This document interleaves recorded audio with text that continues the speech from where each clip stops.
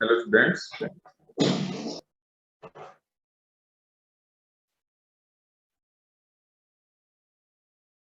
Hello, sir. Good afternoon, sir. Good afternoon to you all. How many are there?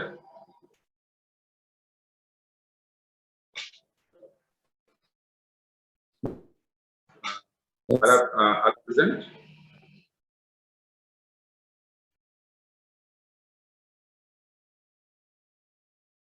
Hello. Am I audible to you? Yes, sir. You are audible. If you are joining. Okay. Let's wait for 1 or 2 minutes, then we can start. Yes, sir.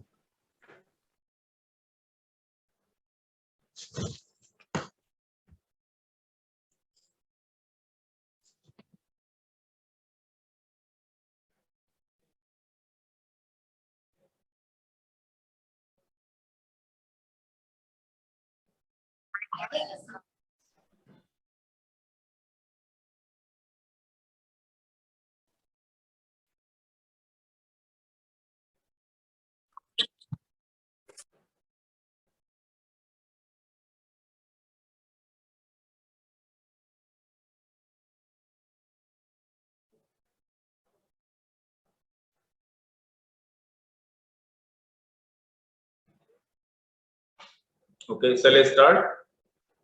Can you count how many are there?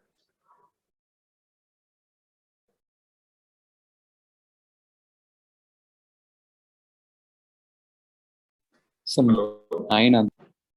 9. How many should be there? 14. 14. Okay. So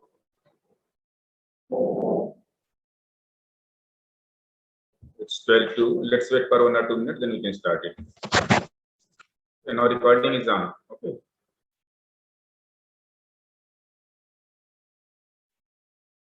So I hope you have got some idea about this cultural studies in the last class. By the time if you want to ask something, you can ask. Otherwise, we can move further.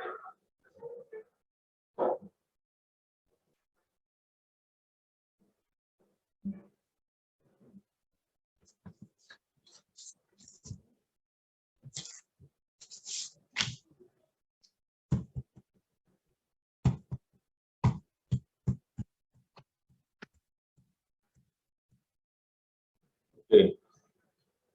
So, shall I start? Yes, sir. Okay, I'm starting. Let's let the people join later on. Okay. Once again, good afternoon to you all. I'm Dr. Anush Patel. Yesterday we discussed some background knowledge of cultural studies and formation of CCCS, that is Center for Contemporary Cultural Studies. And why we read that one? Because we have to go through one essay written by Stuart Hall. The essay name is Cultural Studies and Theoretical Legacies. I taught you all those materials because cultural studies background is employed in this essay, and so many other theories like Marxism, then cultural hegemony by Gramsci is employed in the essay. Okay, so that's why I wanted that you have some idea about this.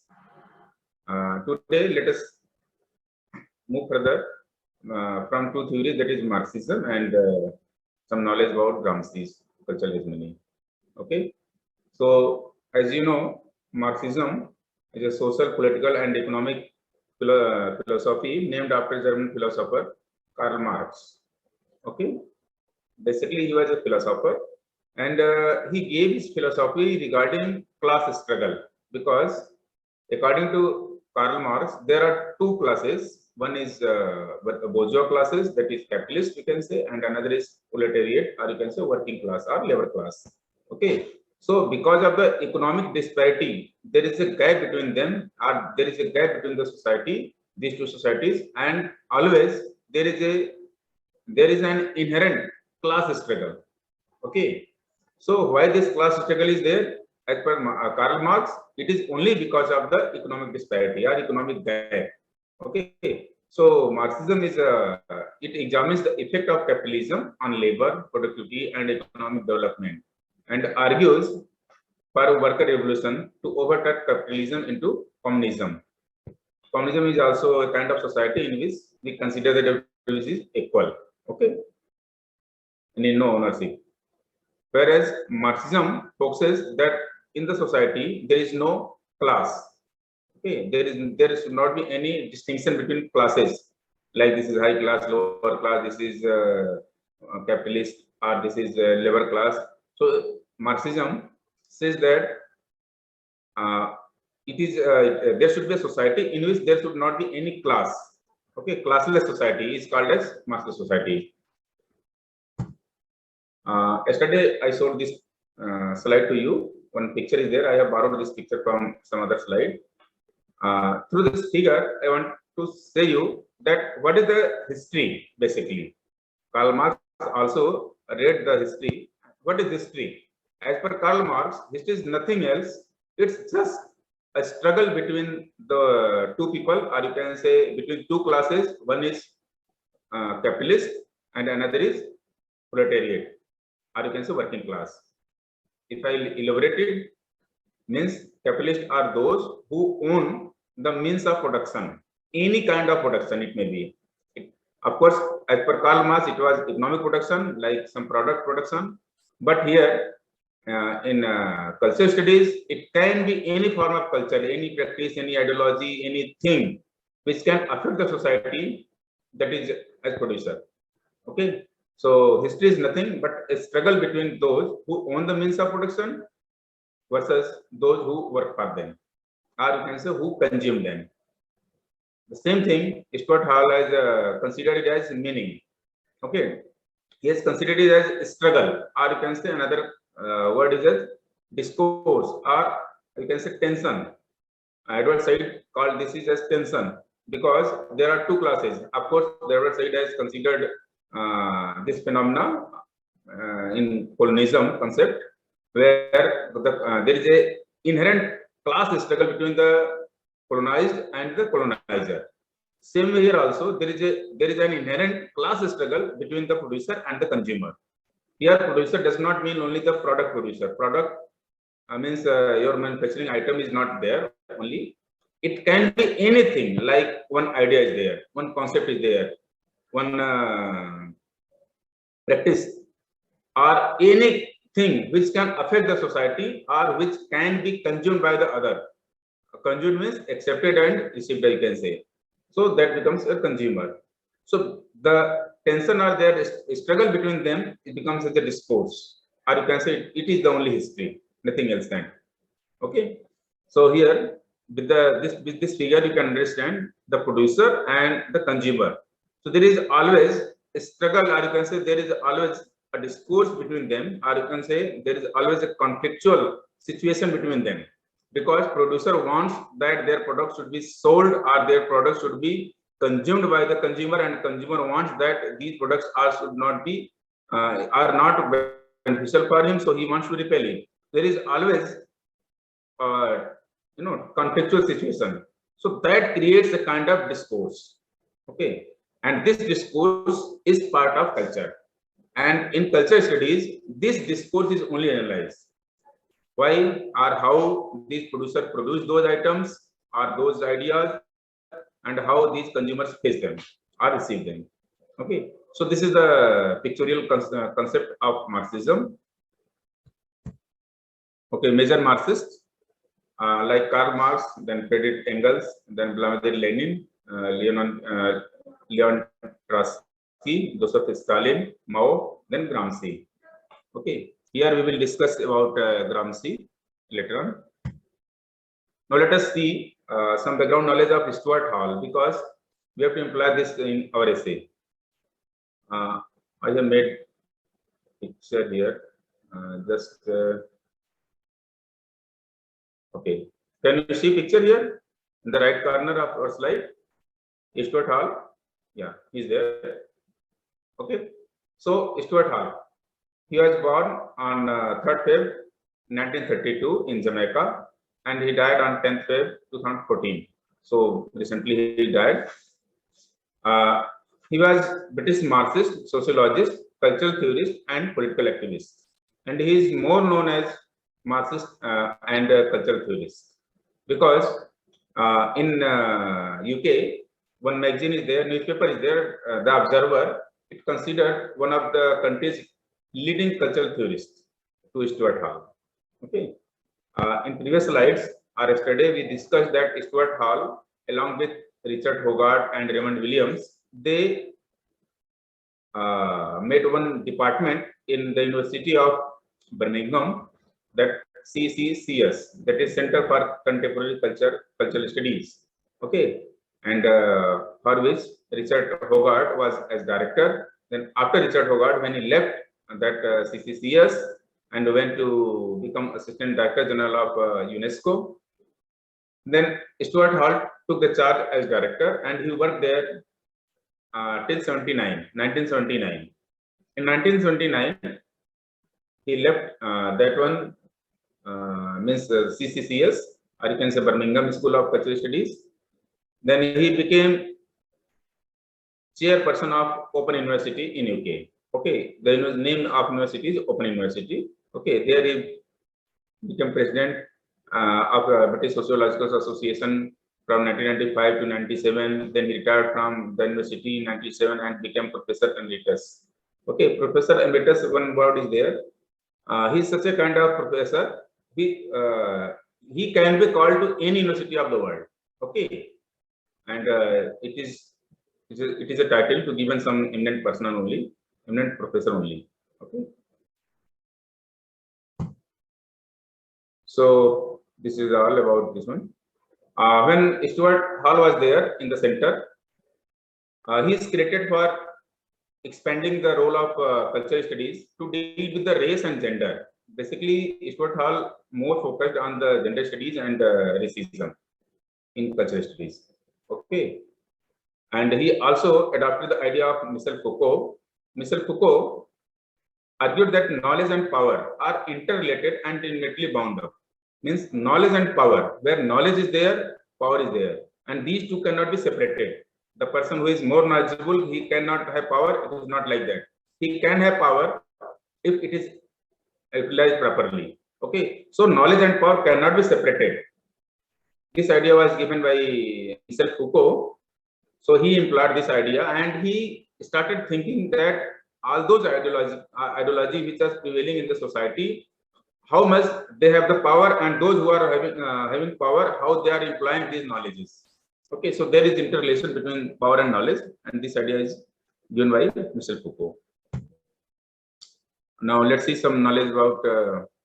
Are you able to see the slide? Yes, sir. Okay, so subaltern studies, because in this essay, Gramsci is used many times. So Antonio Gramsci, he was Italian Marxist. Okay, Italian Marxist, and he is best known for his elaboration of the concept of hegemony. Hegemony means the dominance of one class over other. It may be one class or one country over other. If you see as country, it becomes one country which is colonized, and the country who is colonizing, it becomes the dominion. So hegemony means dominance of one class or country over the other class or country. Okay, so this is called as hegemony. Antonio Gramsci has given this concept of hegemony initially. Unfortunately, he was imprisoned by the fascists in 1926 because he founded one communist party in Italy that is known as Italian Communist Party in 1921.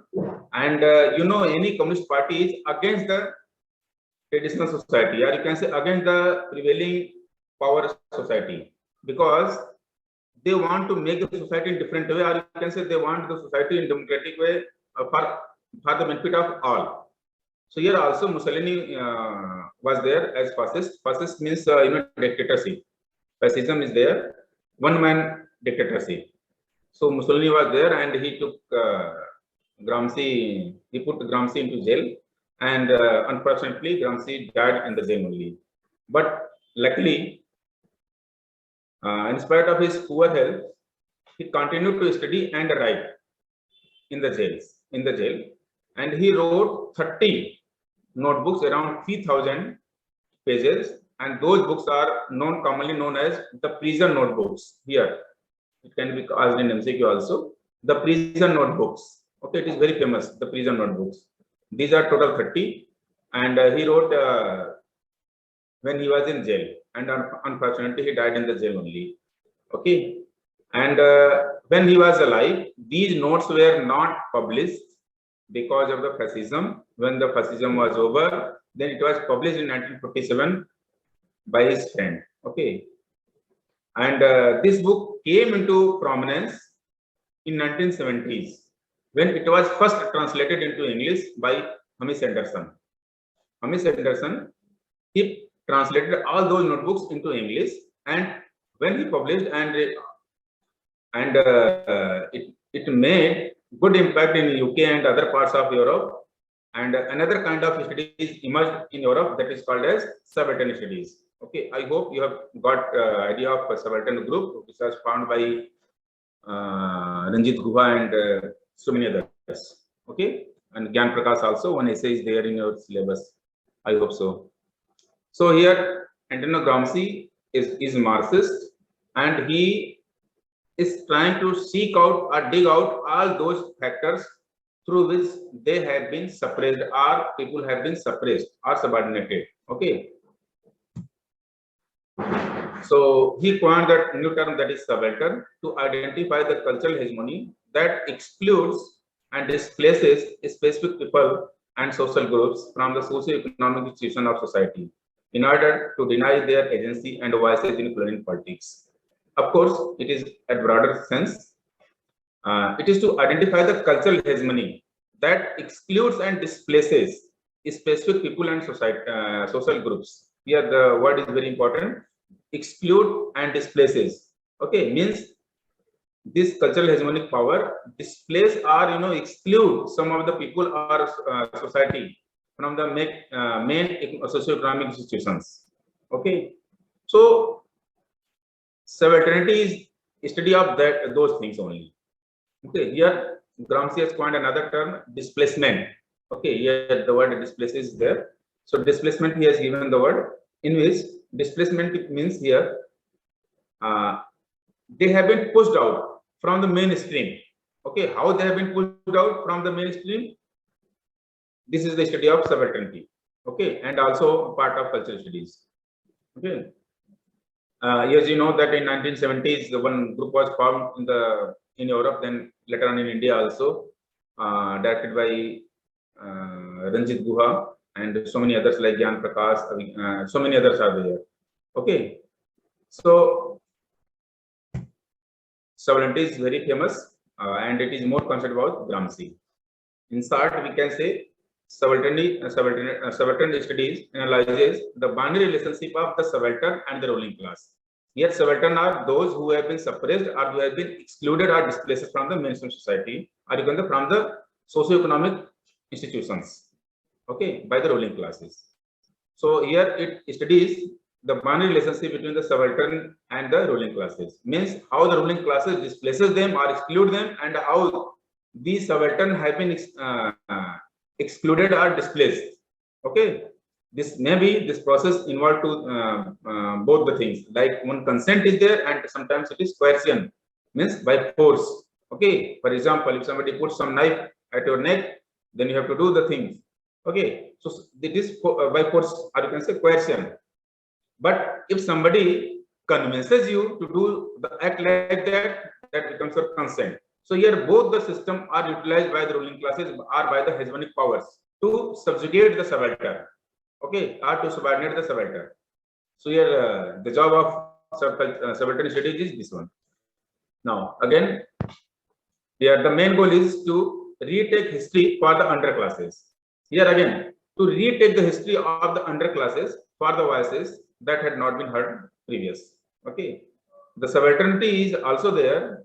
The subaltern studies is there to take out the history or to retake the history or whatever has been written in the past, either in any form.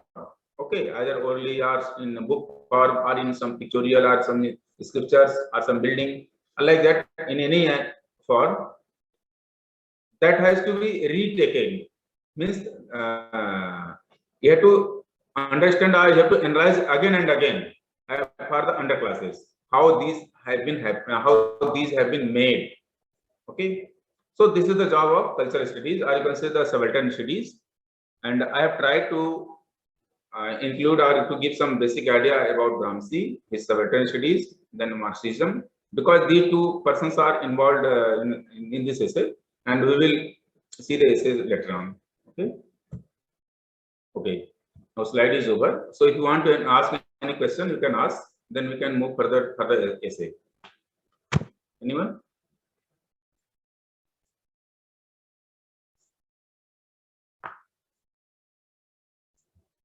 Hello.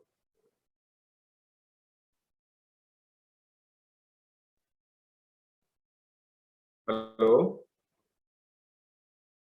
You can unmute Yes, sir. and if you want to ask anything, you can ask. Otherwise, we can move to the essay, and you can take out essay.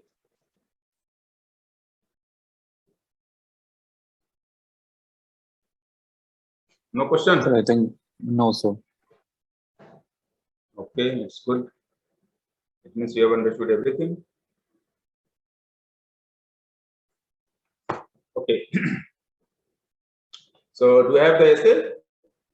Or you can open in mobile also, no problem. But keep a paper aside because there are so many differences which you need to write down or which you need to understand. Okay.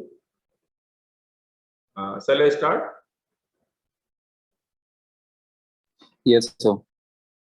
No, only you are replying. What about else? Other? Yes, sir. Sir, I'm replying behalf of the whole class. All. Okay. So I assume that everybody has the essay. Okay. Okay, let us start. Title is Cultural Studies and its Theoretical Axis. Okay. So I have talked in the previous slides about cultural studies. What is cultural studies, from where it is started, and what is the scope now. Okay.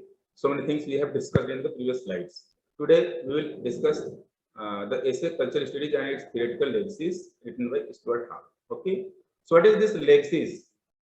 In Hindi we call it as Virasat. Okay. Axis. Can you explain the word Axis?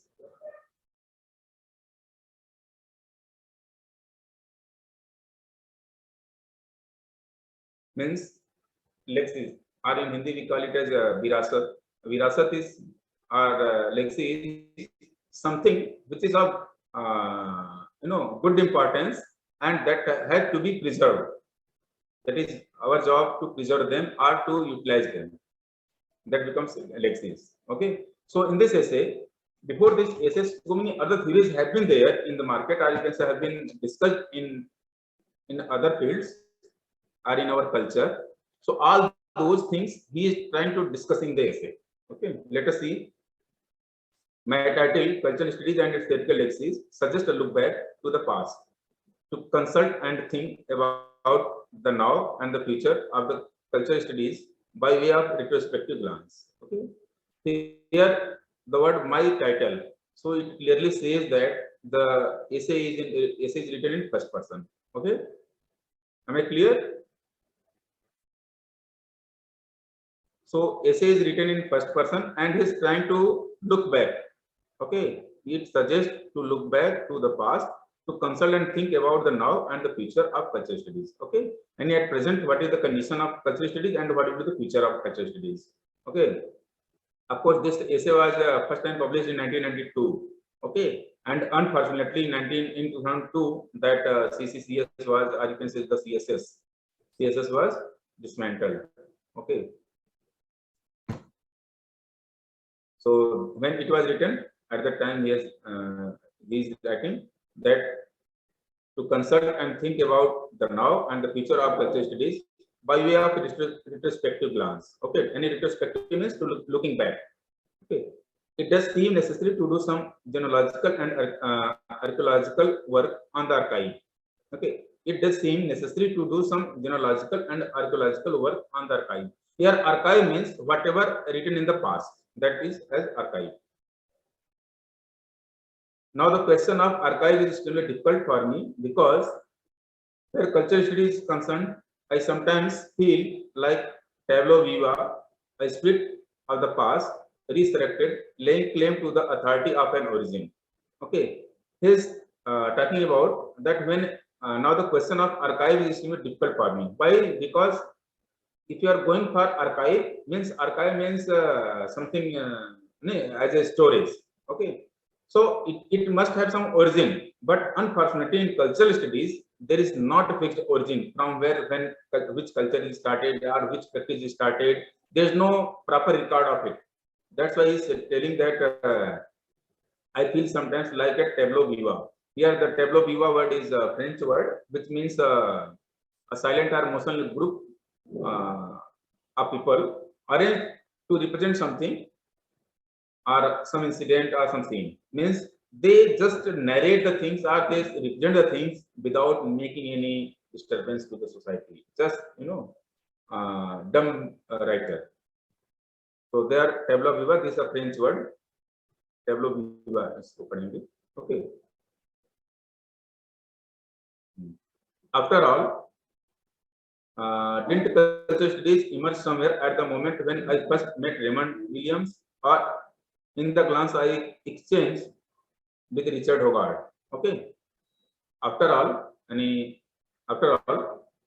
cultural studies emerge somewhere at the moment when I first met Raymond Williams, or in the glance I exchanged with Richard Hogarth? Okay. He's asking himself that when he started cultural studies. When he met with Raymond Williams or when he exchanged some ideas with Richard Hogarth, because Richard Hogarth is the founder of CCCS. Okay. So in that moment, cultural studies was born. It emerged full grown from the head. Okay. Means he's writing because the essay is written in first person. So he's whatever he's thinking, he's writing that here. Yet there is no question of authority whether whatever he has written is correct or not. Okay, it is his personal thought. So he's taking that talking that in that moment culture study was born, and when he met with Raymond Williams and Richard Hogarth, as you know that they together formed CCCS.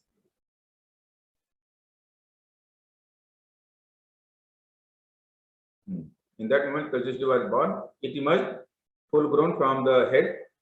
I do want to talk about the past, but definitely not in that way. Okay, means he wants to tell something, but not in that way. When he met with Richard Hogarth and Raymond Williams, I don't want to talk about British cultural studies, which is in any case a pretty awkward signifier for me in a patriarchal way. As the keeper of the conscience of cultural studies, hoping to police you back into the line with what it really was if only you knew. Okay.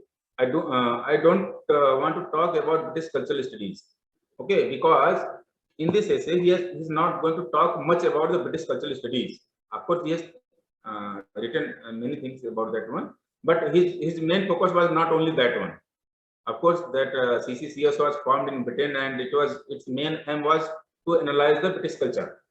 Of course, later on it is explored in many other fields.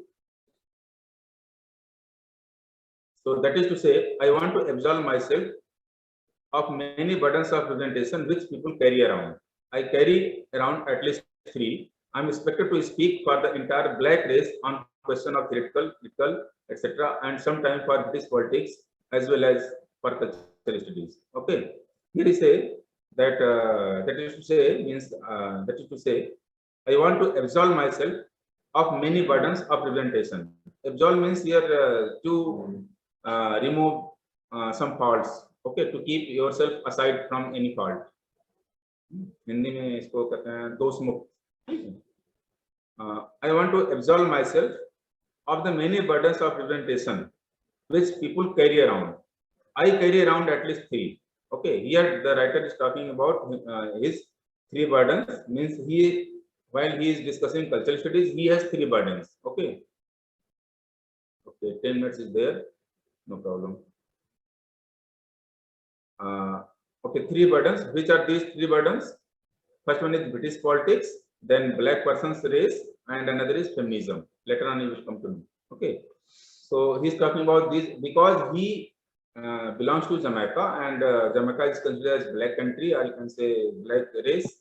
So he has some kind of prejudice, or you can say some kind of thinking about the blacks. So here he has he wants to talk about the racism, because he says he's writing that I am expected to speak for the entire black race. Okay, because he is black, that's why he is expected from the entire race that he should write about the black race. Okay, on all persons of on every aspect, theoretically as well as critically. Okay. Okay. This is what is known as the black person's burden. Okay, black person's burden is that their voice should be raised, or you can say the racism or discrimination should be raised at broader level. And I would like to absolve myself of it at this moment. Okay, here the writer says that he wants to absolve at this moment while writing this essay. Okay, that means paradoxically speaking autobiographically. That means he means that I am writing this one or speaking this one autobiographically, means he is trying to, if he takes those matters, or you can say the black race, then it becomes for the entire black race and it becomes the autobiographical. But here is personally writing, that's why he's saying that I am writing this one autobiographically. Autobiography is usually thought as seizing the authority of authenticity. Okay, they are seizing the authority of authenticity because there is no authenticity. What he feels, he is writing here. So there is no question of authority or authenticity. Okay, but in order not to be authoritative, I have got to speak autobiographically. I am going to tell you about my own take on certain theoretical legacies and moments in cultural studies. Okay, here he is going to tell something about his own thought about the theoretical legacies at this moment. Not because it is truth or the only way of telling the history. I myself have told it many other ways before. Means he has written many books at that center, because this essay is published in 92. Okay, so many books he has written at the center. Center means CCCS. Okay.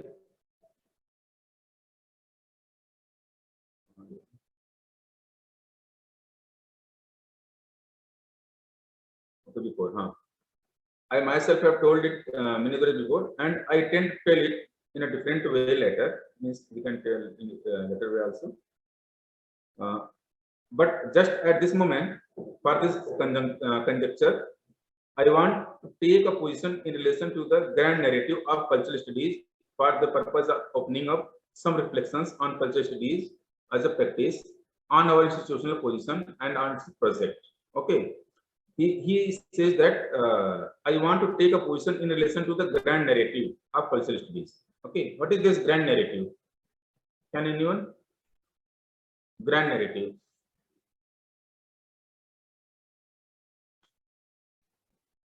No one.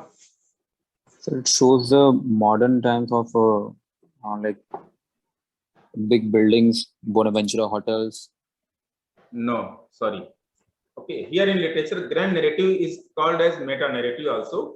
Okay, something written earlier, and if you are doing some intertextuality and you are writing another book, okay, that becomes a grand narrative or a meta narrative, you can say. Okay, so here he is talking about the I want to take a position in relation to the grand narrative of cultural studies. Means whatever the books have been written, or how these things have been portrayed in the history. Okay, so to make another history, you can say another writing, that becomes a grand narrative. Of course, this term was given by Edward Said here in Postcolonium. There he said that so many books which have been written in the West, they consider Eastern as other, or meek or feminized other, you can say in that way. Okay. So after reading those books, if you are writing another book, then that becomes a meta narrative or grand narrative. Okay.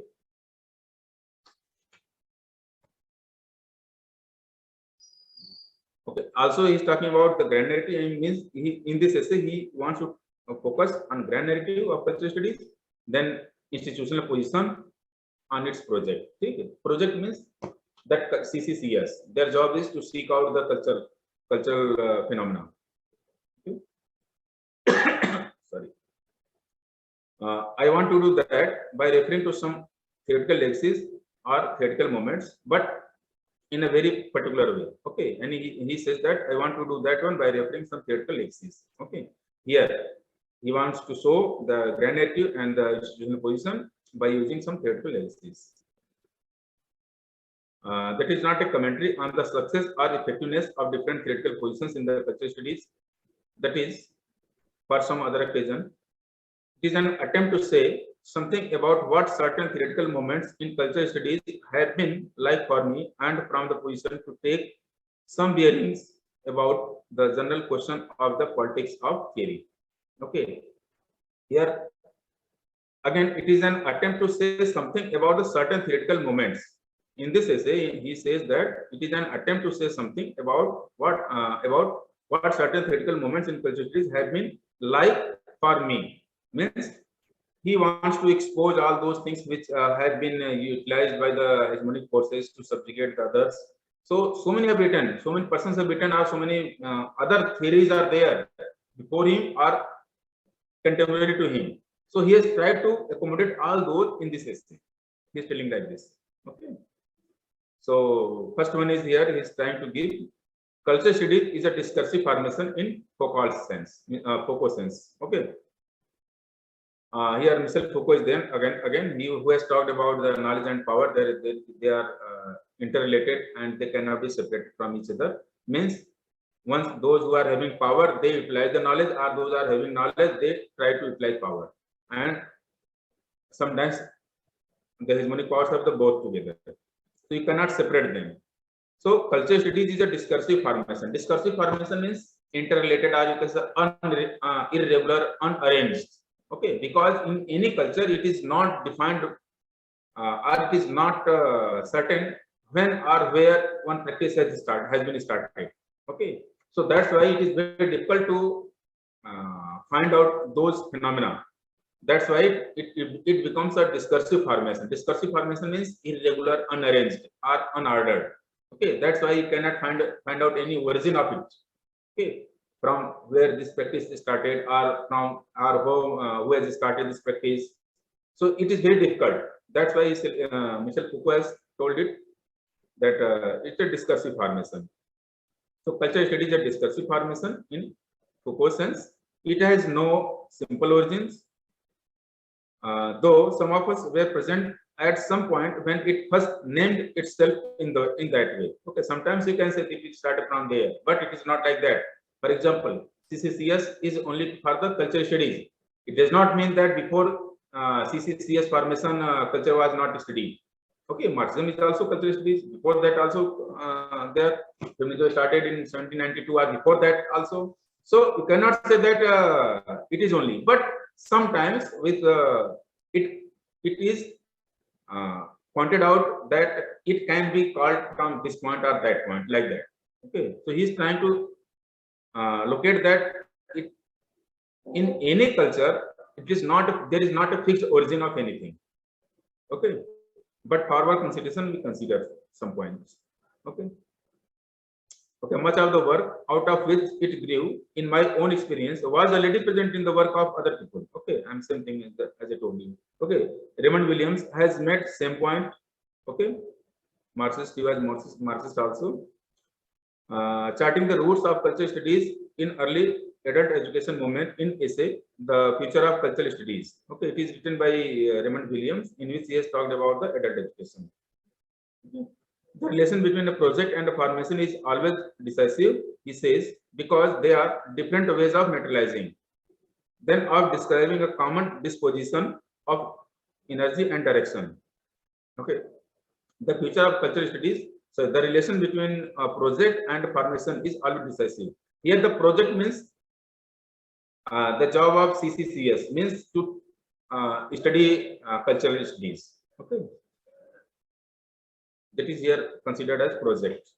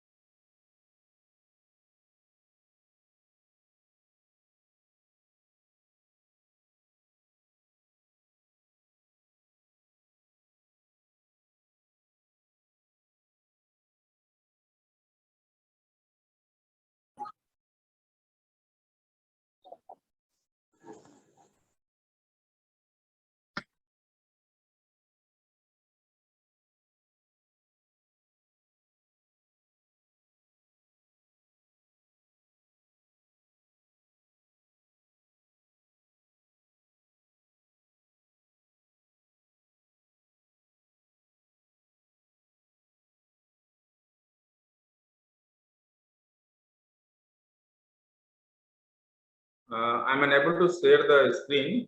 Please inform.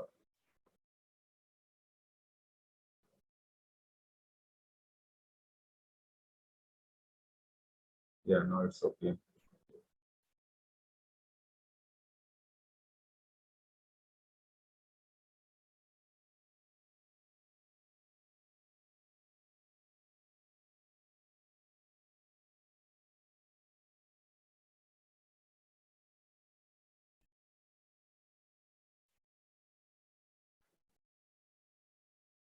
Okay,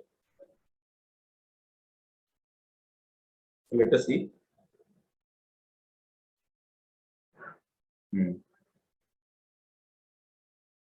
Cultural studies has multiple discourses. Sir, is everyone present? Yes, sir. Yes, sir. Okay. Okay. Let's move. Cultural studies has multiple discourses. As you know, that there is not a fixed discourse in culture, in any culture.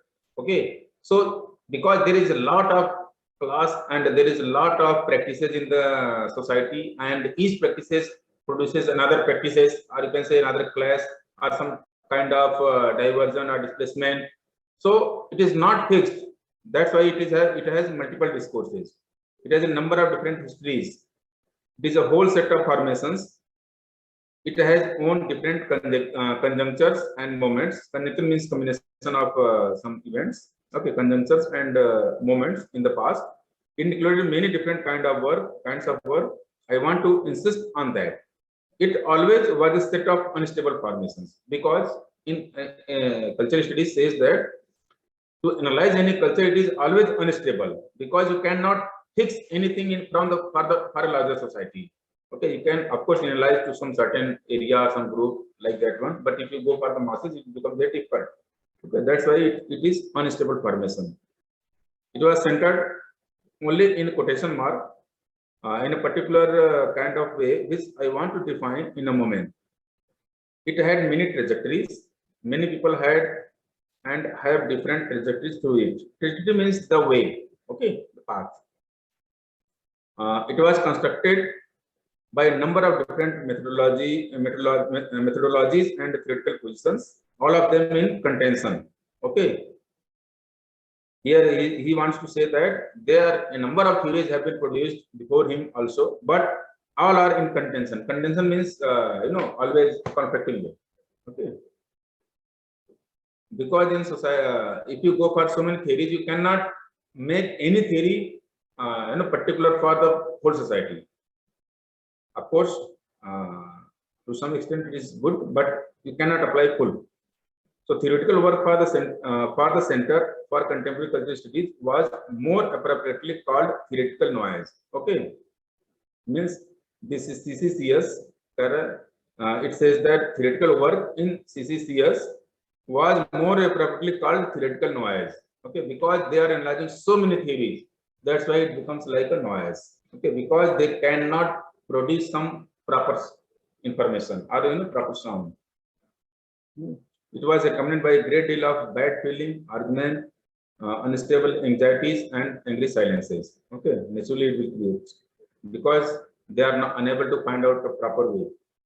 Now, does it follow the cultural studies is not a polished disciplinary area? Polished disciplinary, policing the crisis, one book is there also. Okay, so here he is trying to make one trajectory, or you can say make some circumference of this discipline. Means he wants to say that cultural studies can we call cultural studies as a single discipline? Now the question is there. In fact, it is not. Okay, that is whatever people do, if they choose to call or locate themselves within the project and practice of cultural studies, I am not happy with that formation either. Okay, because you cannot find yourself at any point in cultural studies that is the only area of study. Okay, because one thing is related to another and another is related to another. So it is very difficult to make a circle or circumference of your area of study. Okay, I'm not happy with that formation either. Okay, although cultural studies as a project is open-ended. Okay, I said culture studies project is open-ended, because open-ended means there is no end. You cannot bound it. Okay, if you read something, you will find another thing. You will another like that. Okay, it can't be simply pluralist in that way. Yes, it refuses to be master discourse or meta discourse of any kind. Okay, master discourse or meta discourse means here, if you read or write something, then again that book, if you are compiled those books with another, then you can write another book. So same way you can produce another like that one, and that is called as meta narrative. Yes, it is a project that is always open to that which is not which it doesn't yet know, which it can't yet know, but it does not, but it does but it does have some will to connect. It does have some stake in the choices it makes. Okay, because you can take some choices also.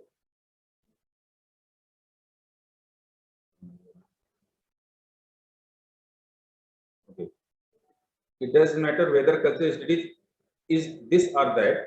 It can't be just any old thing which chooses to march under a particular banner. Okay, means you cannot fix it.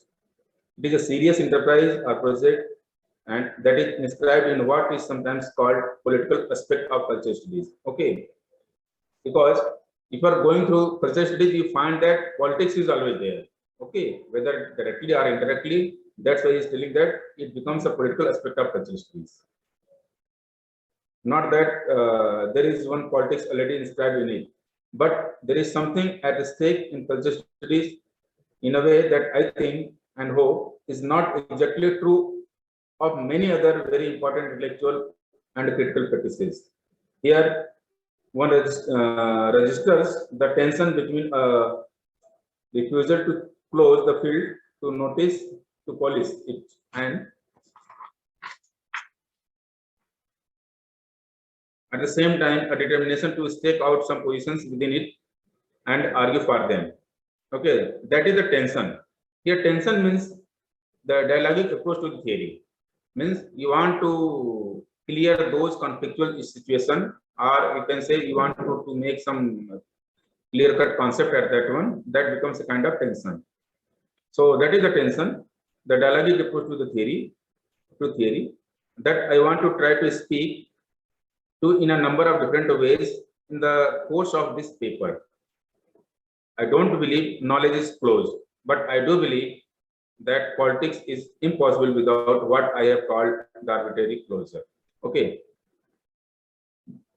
This says that I don't believe knowledge is closed, because knowledge is not bound. Okay, it is always open-ended. You have, if you gain some knowledge, again you you recreate the knowledge and again recreate. So knowledge is not closed, but here he says that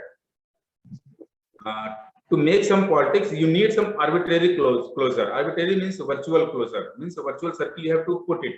Like you have to apply this idea in this region, or this gender, or in this race. So accordingly, you make some arbitrary closure. Here you can say at your own choice, you choose the area, or you make some circumference of the people.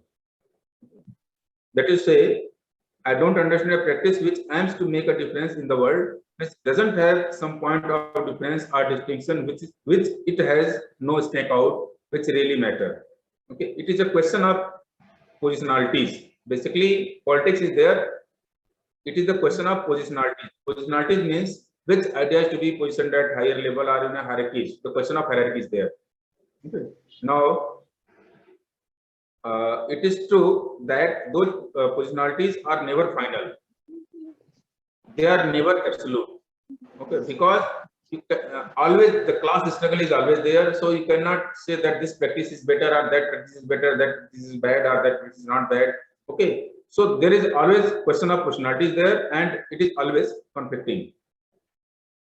Now, it is true that those positionalities are never final, and they are never absolute. They can't be translated intact from one conjecture to another. They cannot be depended on to remain in the same place. Okay, it cannot be at same place. I want to go back to that moment at staking on a vessel in cultural studies, to those moments in which the position began to matter. Okay, here is taking out a vessel. Here, this is basically a phrase. It means something risked on an uncertain outcome. Okay, you are taking some risk, but you are not going to know what will the outcome of it. Okay, so it is taking that cultural studies. I want to go back to that moment of taking out a vessel in cultural studies, to those moments in which the position began to matter. Okay, is taking out a vessel means here something risk without knowing the outcome, or you can say uncertain results. Okay, so this is a way of opening the question of worldliness of cultural studies. To borrow a term from Edward Said. Okay, you can note down the word worldliness. It is given by Edward Said. If you want to write, you can write. Would you like to write? Yes, sir. Yes, sir. Okay. Okay. Edward Said wrote.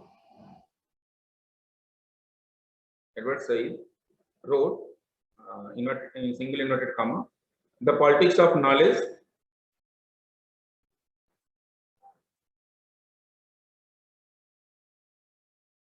Yes, sir.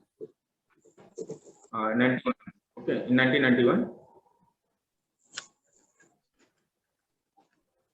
And he offers his view that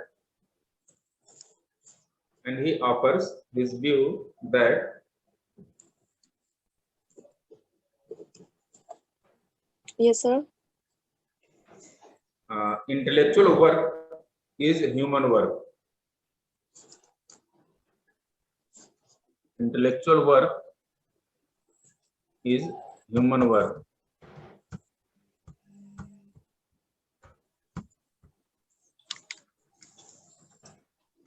Sir, please repeat it once again. Okay. Edward Said wrote The Politics of Knowledge in 1991. Yes, sir. And offers his view that intellectual work is human work, and for that reason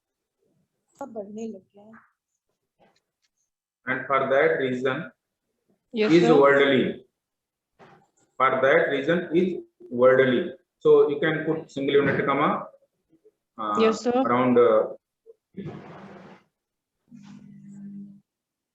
by which he means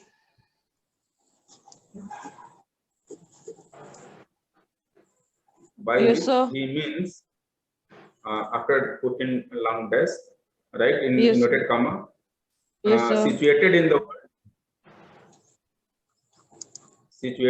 world, Yes, comma, sir. and about the world. World and After world you put comma and about the world, means About any the- intellectual world, about the world. Okay, okay, thank you, sir. now write down again something. So he said that any text is there. Okay, so you can write one text, and after the text you can put equal sign. Okay, write down one more line. Text equals worldliness plus performance.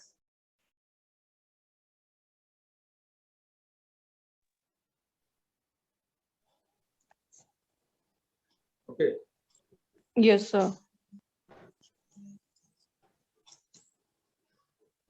so text equals worldliness plus performance. Here worldliness means it is written any work written, any intellectual work written is human work, and it is situated in the world, and it is about the world. That's why it is called as worldliness. Okay, Okay, and sir.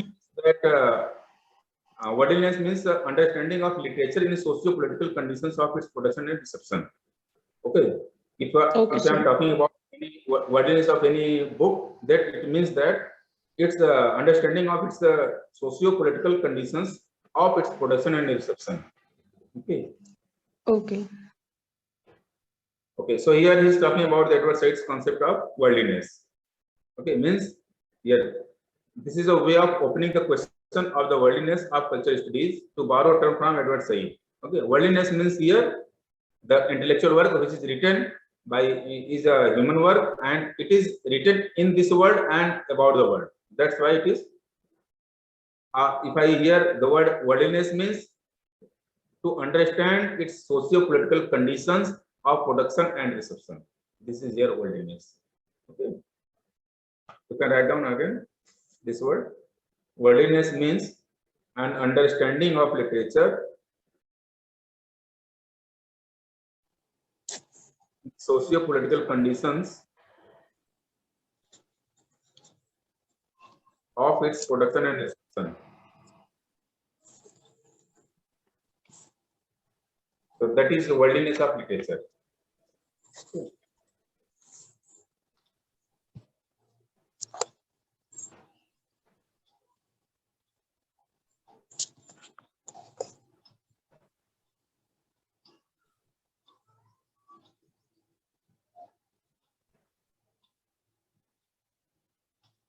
Okay.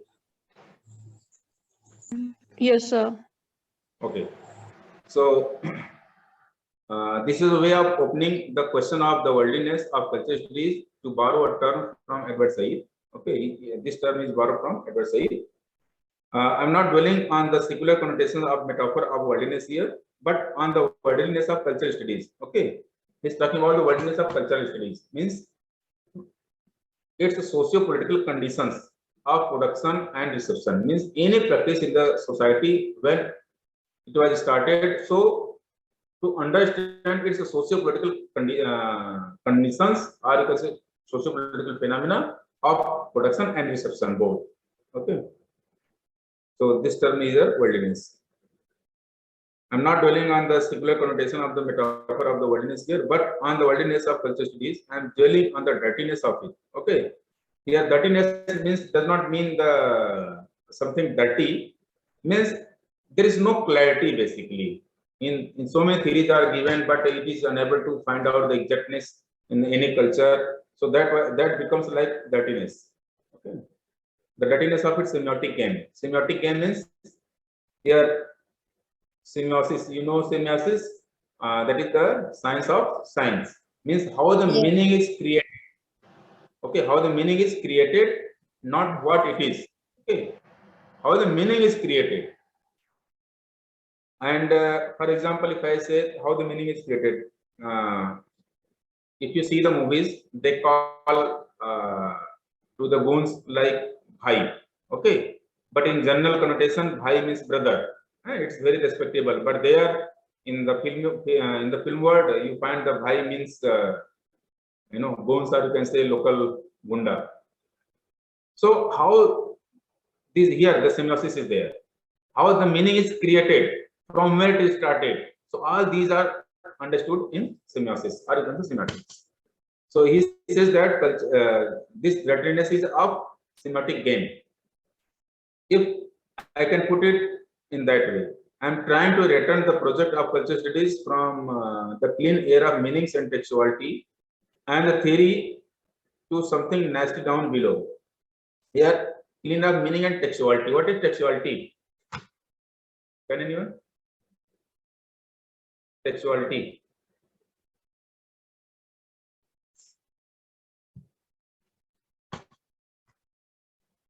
No idea. Just try.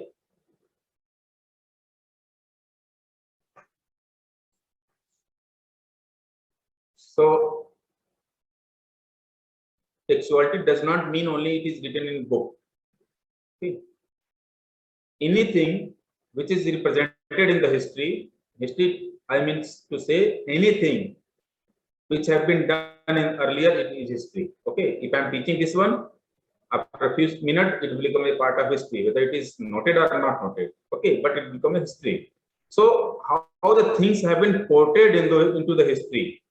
Okay, that is called a textuality. It may be in form of movies, it may be in form of song, lyric, or it may be in form of book, it may be in form of some oral tradition. it may be in some form of painting pictures like that. Okay, so that becomes part of textuality. In single word, you can understand that representation. That's what, or portrayal.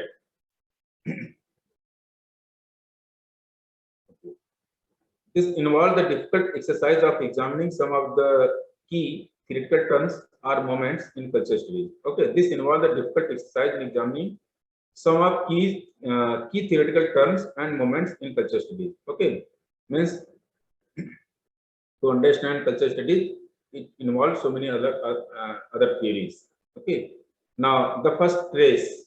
Okay, the first trace I want to deconstruct has to do with a view of British cultural studies, which often distinguishes it by the fact that at a certain moment it became a Marxist critical practice. Okay, at first trace, here trace means at, you can say, at first instance. I want to deconstruct has to do with a view of British cultural studies, means whatever the British cultural studies was there, that was deconstructed, and later on it became like Marxist critical practice. What the Marxists do, they try to analyze the socio-political relation, or you can say political economic relation, because the economic relation is the only responsible for the gaps between the capitalist and the labor class. Okay, so that's why he says that it became a Marxist critical practice. What exactly does that assignation of culture studies as a Marxist critical theory mean? How can we think culture studies at that moment? What moment is it we are speaking of? What does that mean for the critical legacies, traces, and after effects which Marxism continues to have in culture studies?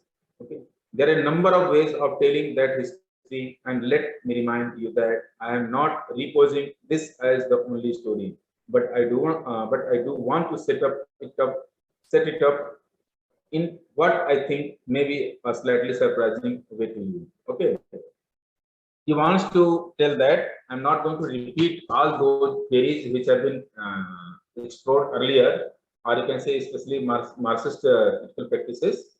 He's saying that I'm trying to give you surprising way in different way. Okay? I entered cultural studies from the new left. Okay, the new left.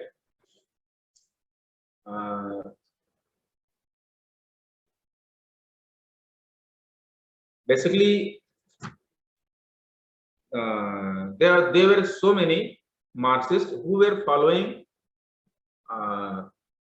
classical Marxism. Classical Marxism means the economic relation only. Okay, but later on, after the death of Karl Marx, or you can say in post-Marxism period, so many other theorists arose there, and they interpreted the classical books of Marx in different way. And one book is very famous. Yesterday I told that book name is Economic and Philosophic Manuscript of 1844. You can write down that name. Okay, Karl Marx has written this book, Economic and Philosophic Manuscript of 1844. Okay, it is also known as Paris Manuscript. Okay, so, and it was published later on in 1932 posthumously. But this book impacted so many other theorists like Gramsci, or you can say this Stuart Hall, Althusser, so many others. So especially Althusser has given a new interpretation of his books, and he says that not only the, or you can say, economic base, okay, economic base, that economic condition, you can say, which is responsible for the superstructure. Althusser interpreted in different way that it is one factor which is responsible for a superstructure, but there are so many other issues are also there interrelated to this one, like his upbringing, his environment, his socio-economic background, and so many other factors are religious background.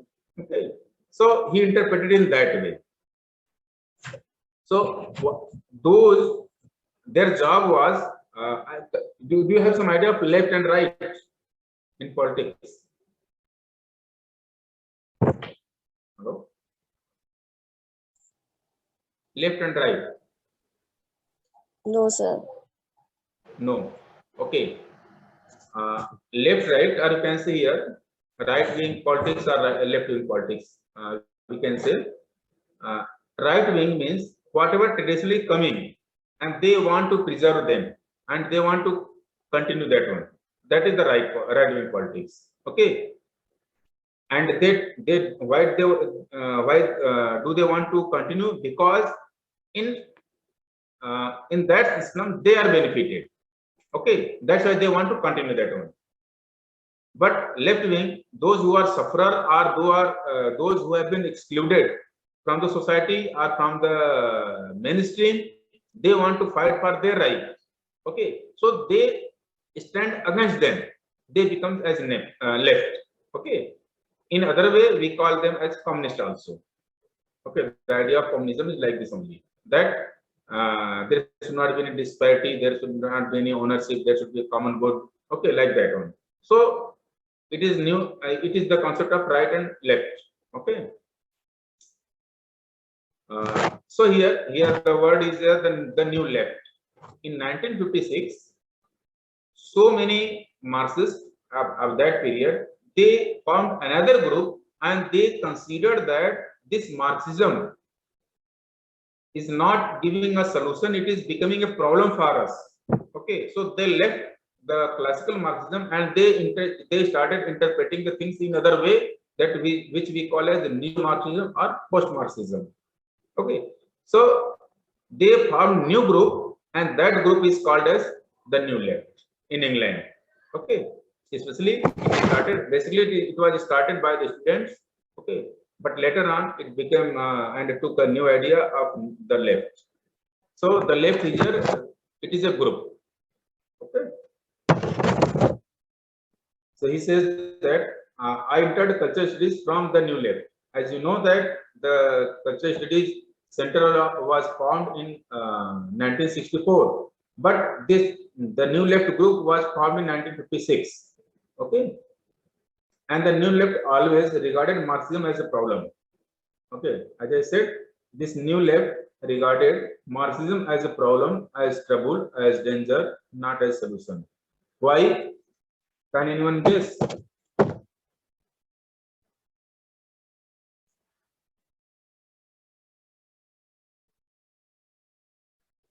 Because the classical Marxism, here Marxism is classical Marxism, or you can say the old concept of Marxism. Okay, in which only it is focused on the condition of economic base. Okay, means economy is the only responsible for this condition of the condition of poor, or you can say the gap between proletariat and capitalists. Okay, he says that it is only danger or as a trouble. Later on, it has been explained. Okay, why? It had nothing to do with the theoretical question as such or in isolation. Okay, it had to do with the fact that my own and its own political formation occurred in a moment historically very much like the one we are in now, which I am astonished that so few people have addressed the moment of the disintegration of a certain kind of Marxism. Okay, because that Marxism was disintegrated, means it has been dismantled. Why it was dismantled? It is in the later lines. Okay. In fact, the British New Left emerged in 1956 at the moment of disintegration of an entire historical political project. In that sense, I came into Marxism backward against the Soviet tanks in Budapest, as it were. Here one difference is there, Soviet tanks in Budapest. Okay, so if you want, you can write down. In 1945, in fact, Hungary is near to Russia. Okay, so in Hungary, the communism was emerging a lot. Okay, and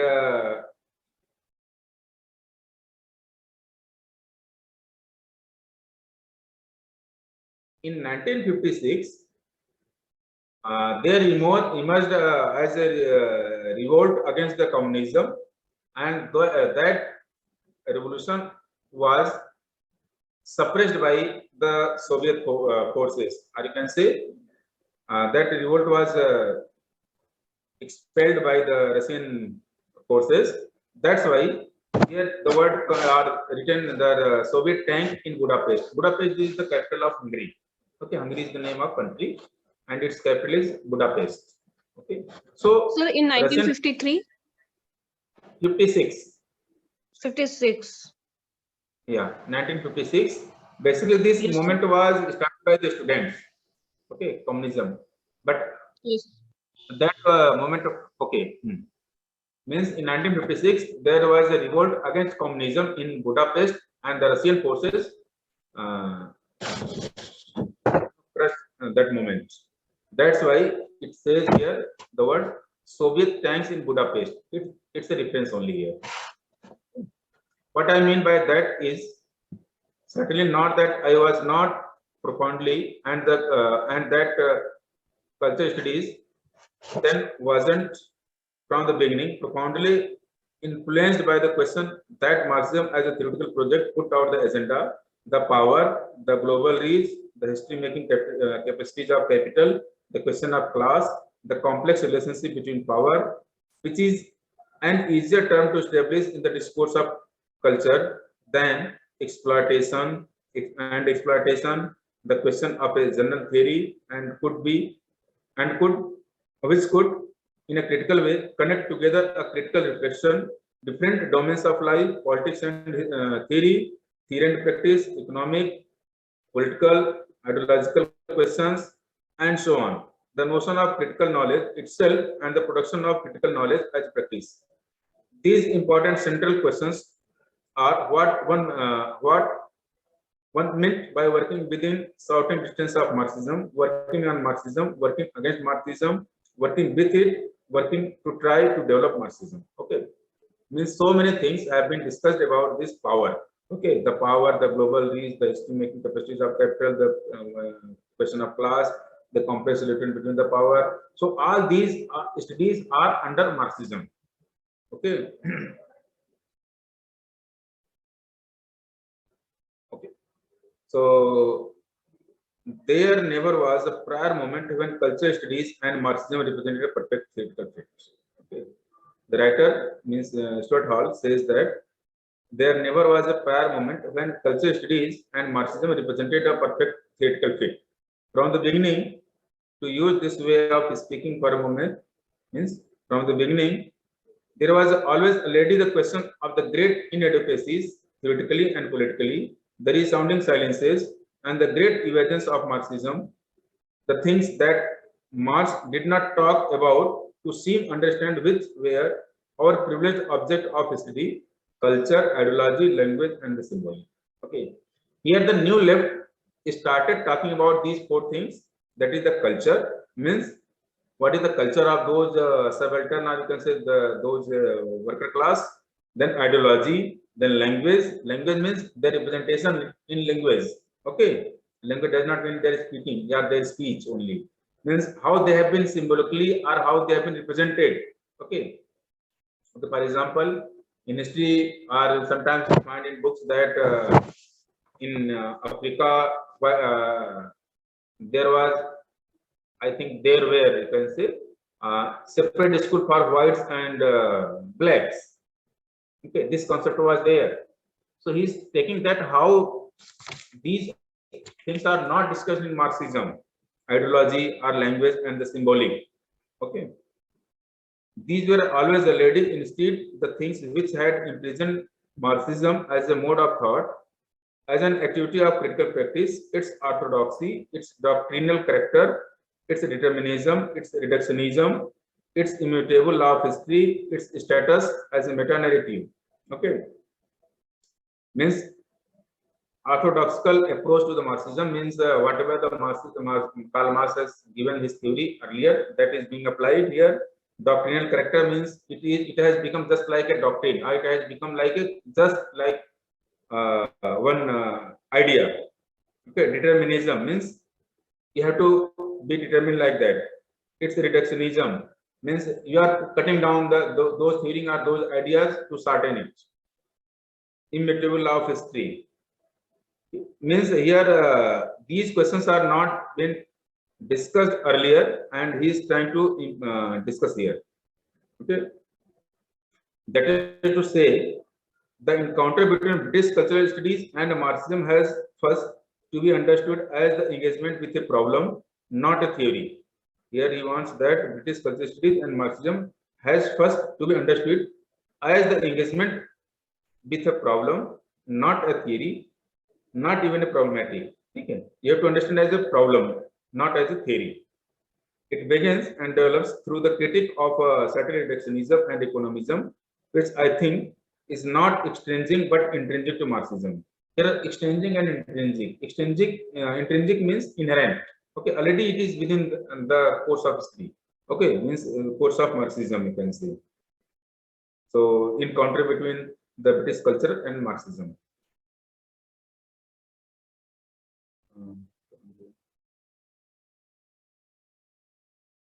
Which I think is not extrinsic but intrinsic to Marxism, a contestation with a model of base and superstructure. Here, idea of base and superstructure is that both are interrelated. The way they want to save the superstructure, they change the base, or the way you have the base, your superstructure is formed. Okay, that has been discussed earlier also. Through which sophisticated the vulgar Marxism alike had tried to think the relationship between society, economic, and culture. Here, one vulgar Marxism is there. Vulgar does not mean to use some abusing language or like that. Vulgar criticism word is there, means criticizing the thing without knowing the fact. Okay, that is called as vulgar criticism. Same way here, vulgar Marxism means you are not knowing properly Marxism, but you are applying Marxism. Okay, you have some idea of Marxism and you are trying to apply that one. That becomes your vulgar Marxism. Okay, so here vulgar does not mean abusing word. Okay, so do not get confused here. A new term is also there. Vulgar criticism means criticizing without knowing.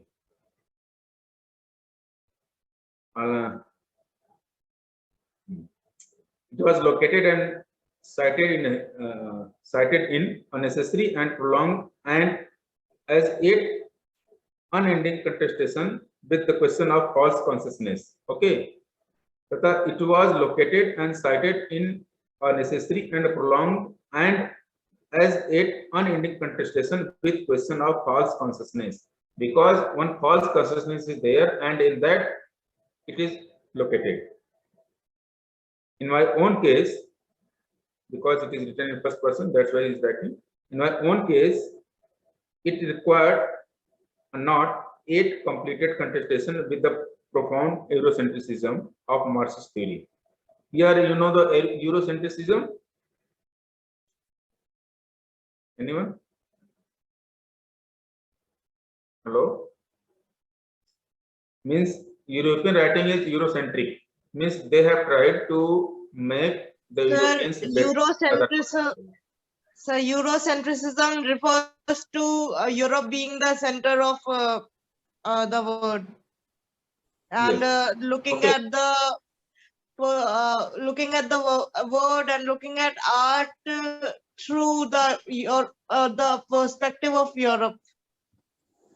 Yes, looking the world from the perspective of Europe, because they feel themselves at the center and they consider that they are better than the other parts of the world. Okay, that idea means they have